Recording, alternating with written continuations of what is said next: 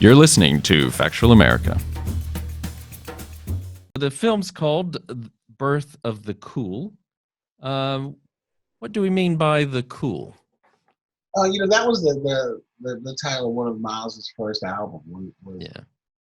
Cool, that he did with Gil Evans, the famous composer who he worked with, time and again, throughout his career.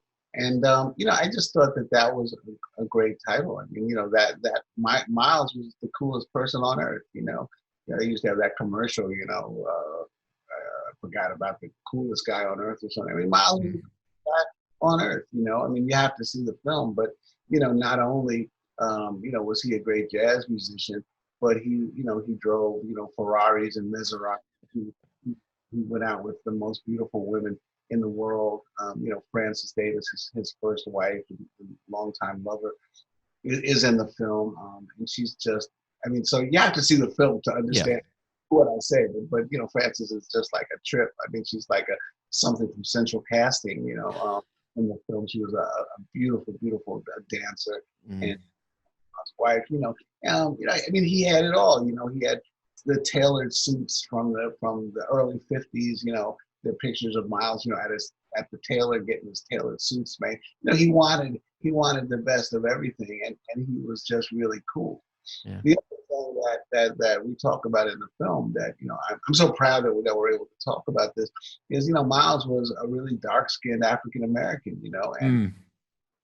and at the time where if you had dark skin, you were not cool, you were not handsome. Yeah. But Miles threw that all away because as someone said to me, Miles was the handsomest guy he had ever been exposed to.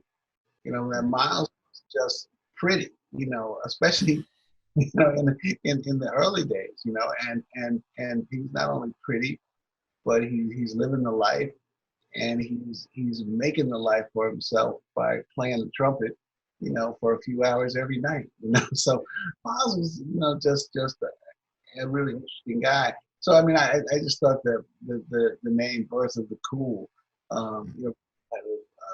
in some ways, led you into Miles' story.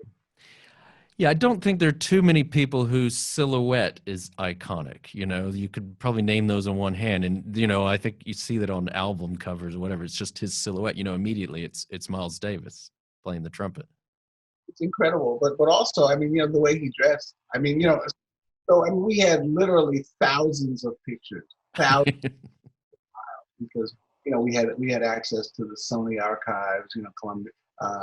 Columbia, is now Sony, and the Columbia archives, Sony archives. Photographers, individual photographers who took hundreds of pictures of Miles, thousands of pictures. Miles was never not dressed. Not in one was he not dressed. Not in one. I mean, everything is like, whoa. It's just and not in dressed in any way where it's like, formal, or it looks like someone dressed you. You know what I mean? Like someone wear this. No, he just like looked like that. Like Miles could wear a black suit and a white shirt and a scarf tied around his neck. And it was, he just was something else. Yeah. Yet, who was Miles Davis the man? Because like a lot of great artists, he's like many of us, really. I'm not saying I am, but I mean, he was complicated. He was a complex individual, wasn't he? Yeah, I mean, and that's what really made the film exciting. Is that Miles was so complex. He wasn't like some musicians that will go unnamed. Great musicians, great jazz musicians, but they're kind of one dimensional. Miles was you know was just an amazing individual.